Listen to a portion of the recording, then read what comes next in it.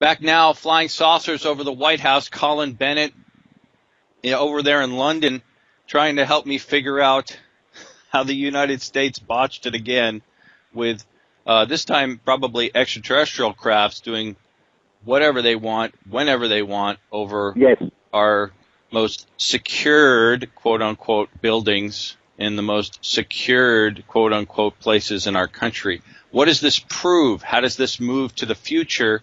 That's what he's here to talk about tonight. So, Colin, where we left off, this was the second run-in, and the second, was this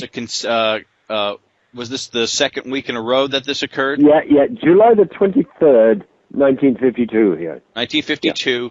Again, are they buzzing a specific building? No, just the geographical center of New York, with everybody watching. All late-night couples, honeymoon couples, everything. Okay. And I'll just conclude by just emphasizing that it's a big mystery that here were armed warplanes, and here's a civilian ordering them into the air over Washington, because Washington didn't have any armed interceptors available. Heads should have rolled, but they didn't.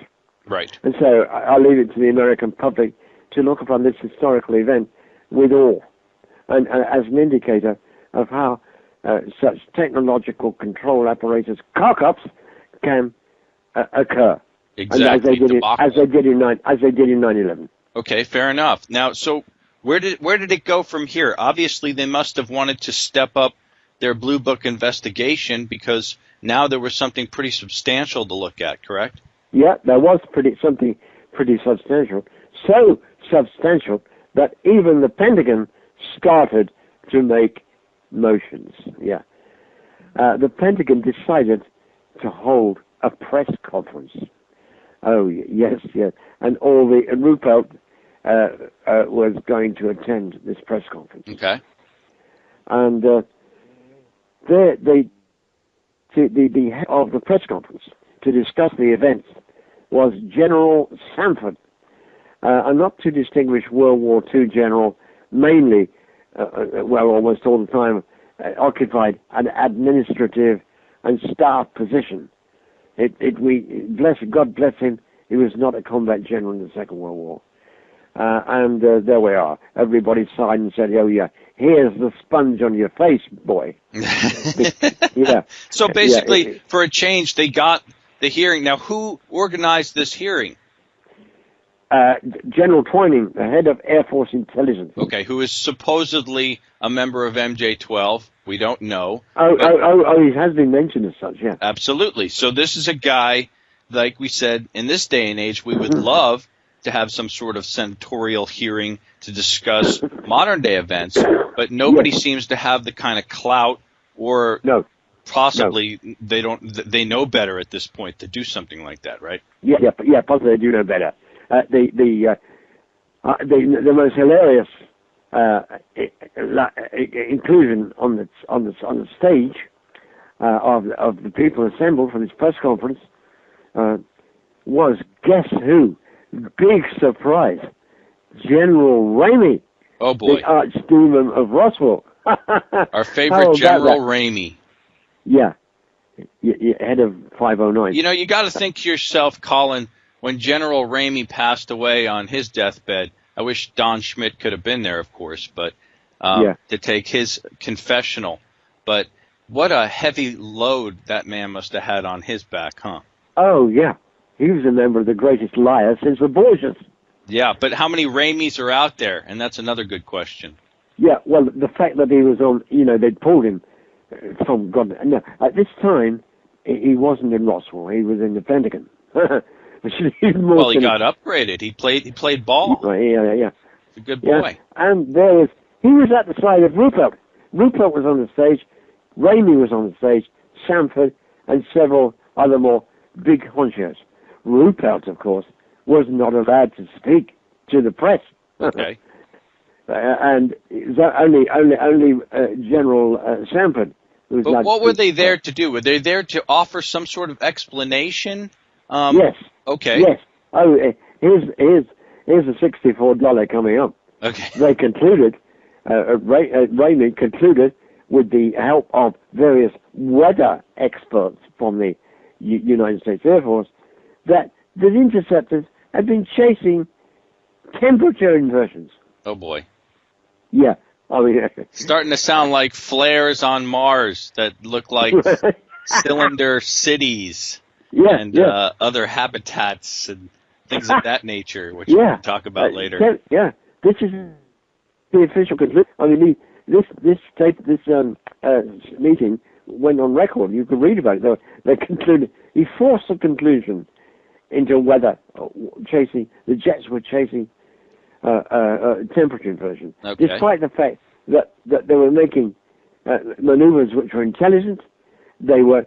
Another thing I didn't mention was that one of the F-94 pilots reported that he decided to chase one, and he put on speed. Now the speed of the F-94 is pretty modest, about 550 miles an hour, and the orb shot ahead of him. Yeah, and then he tried again with another one. It shot ahead of him. Now, what form of matter is this? If these were material forms and he gun locked on them, then he was doing 550 miles an hour, and they shot well ahead, speed away into the supersonic region, and yet no supersonic bangs were heard. The radar gun lock, which was recorded, showed genuine objects. So what was the conclusion? Material objects. Two quick questions. Number one, is this archival footage of this press conference available? Can people watch this somewhere? I've only seen photographs. I don't know whether there was any. I guess the reason I asked Colin is because I think in 2011 people don't remember, especially the new guard, the new generation here we're talking about. Most of my listeners, they don't realize that UFOs were much more prevalent, much more injected into reality within the government and mainstream than they are now. They've done a really good smear campaign during the 70s and the 60s and up until the late 90s. And now 2011, UFOs are entertainment. So what's interesting is that this press conference takes place. Blue Book takes place. A lot of interesting things take place during the 50s that are on an official level. But sometimes I'd like to bring those links back to people where they could actually physically watch that and say, wow, this really happened. Yeah. Well, this book, my book, Flying Saucers Over the White House, wasn't written on a commission. I did it off my own bat. Now, if this book had been written on a commission, publishers, I hope publishers are listening, because I've got another book if they want to see it. And they're listening. If I'd been writing on a commission, I could have gone into all that. You're a writer yourself, and etc. That's all I want to say. I couldn't go into as much detail. Well, what about Ruppelt? Where does the story end with Ruppelt as far as this just like any other story? Obviously, the public has to move on, right? They go back to work. They go back to their daily lives. But Ruppelt, what happened to him? Just before I answer that question, I'd like to put in a word for another author, Ann Connors, who wrote an excellent book on this on Ruppelt. It's rather more technical than a readable text, but I'd like to mention that should people want to follow it up. Ann Connors. Okay. Fair enough. Now, because I'd like to mention that because I use some of her material with, of course, appropriate sounds, appropriate quotations. Okay. Sorry, I'll say this again. I faltered there. That's okay. With appropriate references. Okay. Now, they have this press conference. The official Air Force report goes in. This is an official Air Force report. You can read it. I don't know whether you can see it. Okay. But there were nonsense. It was all confusion and weather report. Nobody said anything about, well, there were no fighters over Washington. No, we're not going into that. No. And as for solid objects, this brick of a general said that, yeah, it was solid objects, gun radars and solid objects. Well, there have been thousands of cases of radar locks and flocks of birds. Flocks of birds? Yeah. Okay. Yeah, not on this occasion, but on previous occasions. And so you can be mistaken, said he. Going 500 miles an hour? Yeah, exactly, yeah. I want to get one of those birds. Yeah. I mean, as the author of the biography of Charles Fort, I go into this human beings behaving like this pretty deeply. My book, Politics and Imagination, is that human beings, why, these are intelligent men. He's not stupid. He's a U.S. Air Force general. And yet he's saying stuff which a 5-year-old would laugh at.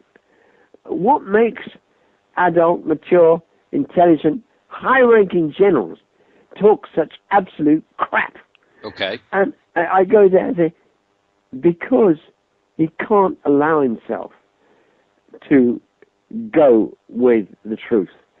He has to erect a kind of denial system within the culture and the hierarchy of military structures. I go into that pretty deeply. And what are your conclusions about why people buy it, the public? Is it because they don't want to deal with it? Is it because they're afraid? You tell me. Well, the whole spectrum of responses. To be quite frank, members of the public are often frightened by what they see and what they experience. And it's understandable. In certain cases, where you say, I didn't see anything. I don't want to know. Okay, that's fair enough. If you're scared, you don't want to know. You put it out of your mind. But we're dealing here with a United States Air Force general, who, in all fairness, we presume was a tough guy. He was a tough guy, but so simple-minded, you wouldn't believe. He didn't have a command position, and unlike Ramey, but Ramey didn't speak, did he? He was just a talking, a kind of presence saying. Sure. He had that really great smile, kind of like, you're going to buy whatever I'm going to feed you. Yeah. Be a good puppet. Yeah. And so, but really, Colin, at the end of the day, how much has really changed? Because back then, people bought this story that they brought up, whether it was birds or whether it was flares or whatnot. Yeah. In 2011, same deal, really. We dealt with this thing on Mars just this week, okay? Yeah. It is now, 5 days later. People have already moved on. If you don't know about it, there was this cylindrical object that someone had found on Google Mars that looked totally artificial. Then some person came out of nowhere, some bumpkin science person that no one's ever heard of, and decides that it's some sort of flare activity, but yet he can't show you 800 videos that would recreate the same thing, which would make it a lot more obvious and able to accept. Why isn't this on Nightline? Why isn't this on the news? Why isn't the world covering it? And how come everybody else has just moved on and now this story is gone and over? Yeah, right. Well, all I can say is to point to my book on Charles Fort. First of all, so much, if you admitted and did all what you required with regard to an anomaly like this, so many cultural edifices would fall. There's a lot of corporate interest in maintaining a certain kind of consensual reality. Now, this could get pretty philosophical, for which I don't apologize. Well, no, that's okay. And look, we got a break, but I want to come back to that because it ties into Brookings and it ties into really how we look at society from the elite, which is that the elite knows that they have to keep us under control. They have to keep us under control. Yeah. Hold on. Let's break here. Colin Bennett coming back. Flying saucers over the White House. This is UFOnaut Radio. By.